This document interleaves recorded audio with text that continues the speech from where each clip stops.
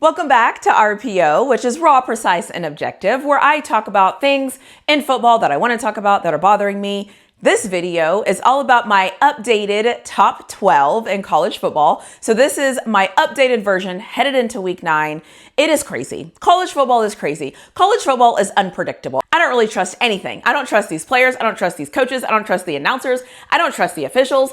I don't trust anybody. The only thing I trust at this point is Kirby Smart's ability to manipulate officials. That is the only thing I trust right now when it comes to college football, because that's all I have. And in this episode, I have to revisit who was in my top 12 at week 4 to now go back and see who is in my week 8 top 12. So before I get into my new updates, let me put on the screen what was up there before so that you can kind of see where I was. The funny thing about this is now looking at it is Oregon and Penn State, embarrassing. Florida State, embarrassing. Even LSU, like, oh my gosh, it was all good and great when it started, and then it just turned out to be a complete flop. So, hey, that's something I have to deal with.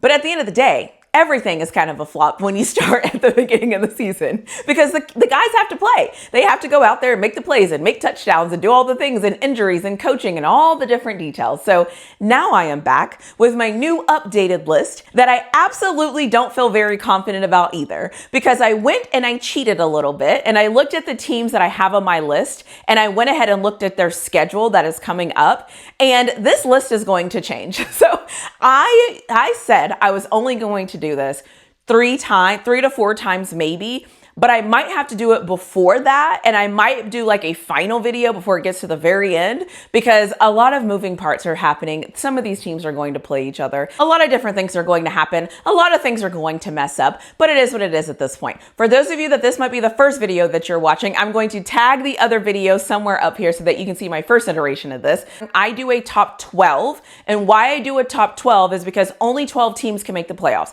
I don't care about the top 25.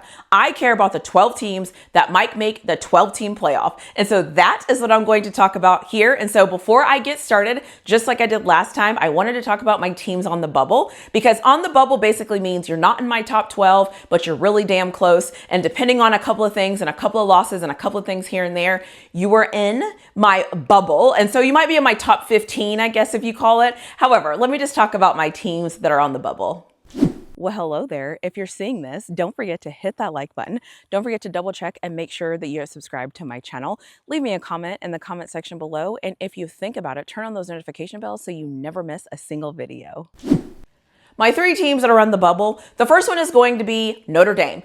Mainly because Notre Dame has lost 2 games, and their 2 losses actually look really good right now. And the other thing is too, is I think Notre Dame is getting better week after week after week. They're showing me things that I really like. I also really like the quarterback and I like Notre Dame. However, I don't like them enough for them to be in my top 12. However, they're definitely on the bubble, and they definitely belong on the bubble. My second on the bubble team is going to be Arizona State. And I know before everybody has all of these things to say, one of the games that Arizona State lost, their quarterback did not play.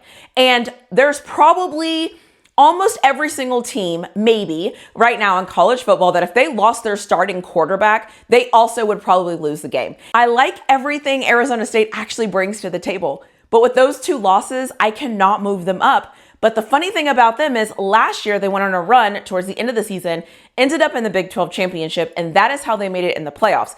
They still have an opportunity to do that this year, so I'm not going to rule them out. They're just on my bubble. The other team that is on my bubble is going to be Vandy. And I know a lot of people have Vandy very highly ranked right now. That's fine with me. And maybe they should be highly ranked. Right now, they're on my bubble. The reason why they're on my bubble, though, is they can easily get into this top 12, mainly because of their upcoming schedule. So they're going to play Missouri. They're going to play Texas. Hook 'em, by the way. But I mean, what is Texas right now? So Vandy's going to have opportunities to climb. Right now, in my opinion, they're just not there yet. And if I'm being honest here, I couldn't remove any of the other teams that I have on my list for Vandy. And so that is why they're on the bubble. So right now on the bubble, I have Arizona State, I have Vandy, and I have Notre Dame. Now, without further ado, let me go ahead and get into my top 12.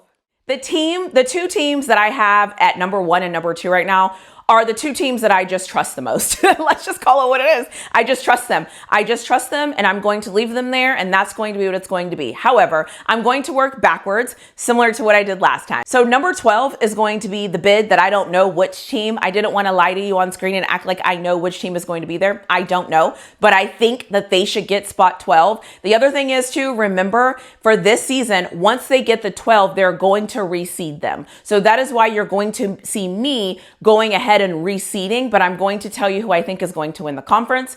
And then at number 11, I have BYU, because I think as of today, I think BYU is possibly going to win the Big 12. So if they win the Big 12 and they get in, I think that they should be the 11th ranked team. The 10th ranked team that I have is going to be the Miami Hurricanes.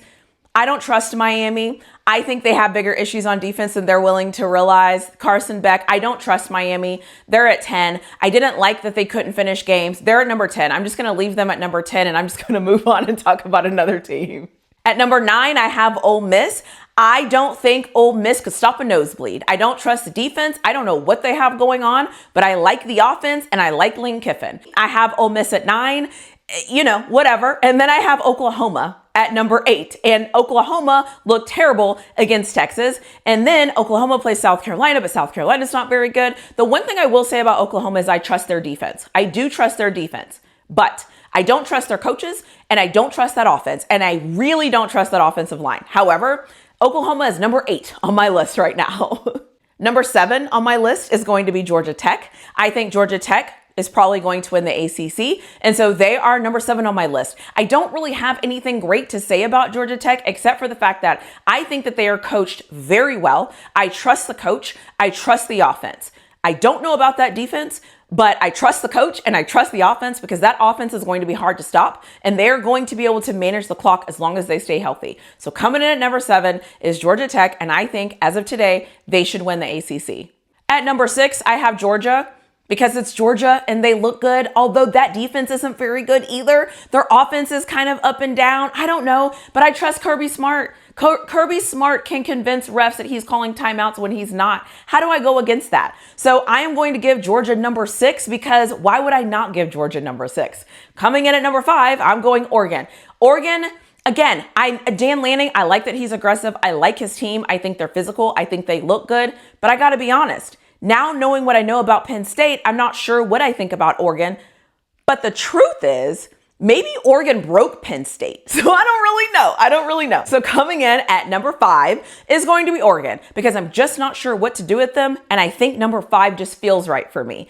Coming in at number 4 is going to be the team that I think is going to win the SEC as of today, and that is Bama. And this might be confusing because my number 3, but coming in at number 4, I have Bama because I like the way Bama looks. The thing that I don't like about Bama is something about them doesn't set right with me, and I don't know what it is. And it could just be a me thing. And I also could not watch them play enough, so I can't really, I don't really have a pulse of what is going on.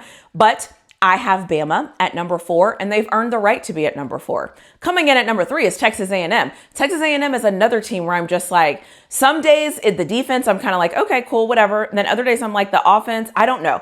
I don't really trust the quarterback play, if I'm being honest with you. I don't really know how I feel about Texas A&M, but they're managing to win football games. And I cannot take away wins from teams. I just can't.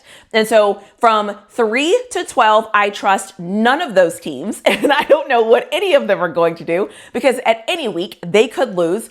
But that is just where I'm at right now. They just are what they are. However, my 2 top teams, as I mentioned before, are the 2 teams that I trust the most and are the 2 teams that are undefeated. Coming in, and the top 2 are the 2 teams that I trust the most and are the 2 teams that are undefeated and are the 2 teams that just happen to be in the same conference. So I have Indiana at number 2 because, in a weird way, I think Indiana might be the most complete team. And what I mean by that is I think every single position, I think that they are complete. And I think they know who they are. They don't have to act like there's something that they're not. And I think that there's something to be said for that. And so I like Indiana. I like what they're doing. I think their quarterback is a leader. I think their coach is a leader. Their coach just signed a new contract that basically committed to this program. And I have Indiana at my number 2. And then at my number 1, I have Ohio State because I believe Ohio State might be the most talented team. The problem with Ohio State is their quarterback. If I had to do a quarterback and which quarterback do I trust, I would trust Mendoza at Indiana more than I would trust Sands at Ohio State. However, I think Ohio State is a more talented team. So I think Indiana is the most complete team, and I think Ohio State is the most talented team. And I didn't know what to do with those two. And Ohio State has shown me no reason for them to be nowhere else but ranked number one. And so they are my number one team. Ohio State is going to sit here until they lose a game. That is just how I'm going to continue to move forward as I go on with this. Ohio State will be my number one team until Ohio State shows me they should not be my number one team. And so that is my list. That is my top 12. This is how I feel heading into week 9. I don't know what to make of any of these teams. I just want to keep reiterating that because this is where it gets interesting. Like, this is where it gets real. Teams have to play each other. People have to do things. And at this point, it is about winning football games. You have to win football games to stay relevant. And so I'm excited to see how this plays out. Let me know what you think in the comment section below. Did I miss something? Did I exclude somebody that you think should be on this list? Because I would just love to get other people's opinions. We're in for a wild ride, and I can't wait because this is what college football is for, right? This is why we get so excited and so fired up for football season for moments like this. So let me know what you think in the comment section below, and I'll see you in my next video.